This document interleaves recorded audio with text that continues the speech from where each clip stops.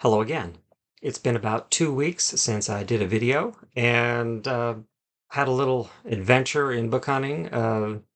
Bit of a surprise, but it illustrates a lesson for book hunting and hunting in general, and that is to be persistent. Um, I stopped by well, they say it's a thrift store with the very original name, Second Time Around Thrift Shop. Uh, but I think thrift is too generous a term for this place, or at least it was too generous a term for this place. I'd call it a junk shop. But in any event, I went there several months ago and was browsing around and asked if they sold books. And they very proudly pointed me to a plastic bin, cracked down the side with 7 or 8 books in it, some stripped mass market paperbacks, a couple of cookbooks, and a pristine copy of Purpose Driven Life by the Warren guy. Anyway, uh, I was underimpressed. But just a few days ago, I drove by and peripherally I saw that they had front door open, very warm day, um, and saw what looked like a bunch of books stacked on a table. Next day, I went and looked, and unfortunately, was not a stack of books. It was a stack of VHS tapes, uh, which, of course, current era is antique technology.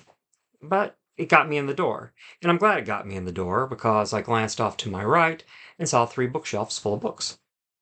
Uh, it looked like this little shop had, if not come under new management, was being managed better.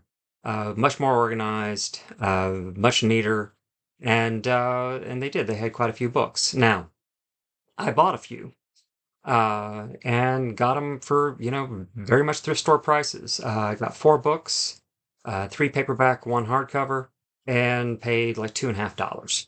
Anyway, they're here. I want to share them with you. And this is by far not the biggest haul I've ever done. Not the most, shall we say, exciting one I've ever done. But I did find some interesting stuff, including a book I'm going to keep for myself. Um, and once again, I never plan to go in there again. It's just out of my peripheral vision, I happened to catch something that I thought was books. Do that at yard sale drive-bys all the time. This time it paid off a little better. But in any event, here are the books I found. Uh, I found a very nice Wordsworth classic of Hunchback of Notre Dame. I already have an edition that I like for me. I have a Barnes& and Noble, so I'm going to donate this one to the Hatter. The next one's the one I'm keeping. David Kennedy's Over Here, historical volume about the First World War and American society in general during that era. He wrote one of the volumes in the Oxford American History series. Probably the most famous book in that series is James McPherson's Battle Cry of Freedom about the Civil War. I believe Eric Fauner wrote the book about Reconstruction. Um, I forget who. There's one on modern history. Um, Probably the most recent one. It covered up through the 2000s. I own that one. I just don't remember off the top of my head. But in any event, he's part of that very prestigious project. He wrote the volume, I believe it's still on the cover. Yes, Freedom from Fear, which covered the Great Depression. Um, I read that book. I don't think I have it, but I read that book and was impressed with Mr. Kennedy. So this is a good one for me to get, and it covers an area where I don't have a lot in my library. I think I have a single volume history of World War One, maybe. Oh, and I have some of Barbara Tuchman's books about World War One, but I think this will be a nice addition. So this one I'm keeping. The next one's a bit odd. It is an Arcadia book, Images of America. This is almost like self-publishing with a real publisher. Arcadia makes these books, usually written by local authors about local topics. I have the one from my county. I think I have a couple of these books done from local communities. I know for sure I have one about McDowell County. Uh, McDowell County basically done in postcards. This one is Images of America, Chattanooga Radio and Television, which I don't have any personal interest in, but I snagged it because it was just 50 cents. And original retail on this was $21.99. Did some quick research and cheap copies of this because I would say it's probably out of print now. These things typically have small print runs because they're so niche. Um, but secondhand, it's going for $15, $16. Let's see if the Hatter's interested in keeping it. There are some volumes in this series that are probably very popular and probably sell quite a bit.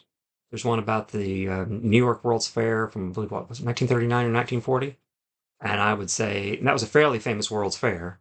That one might have tons and tons of sales. Chattanooga radio and television, probably not. Probably not. But in any event, like I say, it's 50 cents. So I snagged it. Like I say, thought the store might have some use for it. And if not, they can tell me I'm wrong. In which case I can probably get my 50 cents back out of it at some point. And the last book I found is about America's Haunted Houses. Um, Not familiar with this publisher or the author, Hans Holzer, but I we'll see if the Hatter's interested in this. Um, people like paranormal stuff, and this is, like I say, a nice little book with plenty of black and white photos, supposedly of America's most famous houses. Mhm. Now, let's see. They do have coverage of, for certain, the most famous haunted house in America, and that is Amityville. If I can find it. Yes, I hear they made a film out of it. But anyway, let me turn to that real quick. Uh, yeah, Amityville, if I can say it. Amityville, America's best-known haunted house. Of course, became the film Amityville Horror. Although this was a very short article and no real photos. Ooh, missed opportunity. But in any event, once again, I got 4 books very unexpectedly. And more importantly, it's not far from my normal travel routes. So I'll be stopping there maybe once a month just to glance around. Um, because it's places like that where you'll find things that can be really, really surprising, really, really fun. Most of the time, I would imagine I'm going to still be going through the place, looking around, and maybe walking away empty or maybe with a book. But still, it's worth putting on my list of hunting grounds. Anyway, like I said, just a quick video, um, sharing some fun I had recently. And just, for everyone's information, I'm participating in an estate auction, online bidding, which will close out today. And I'm bidding on a couple of lots that contain books. So we'll see what happens there. And if I find anything, I'll be sure to share. But in the meantime, I hope everyone is safe. Be careful out there. And as always, have good book hunting. I'll take care and I'll talk to you again soon.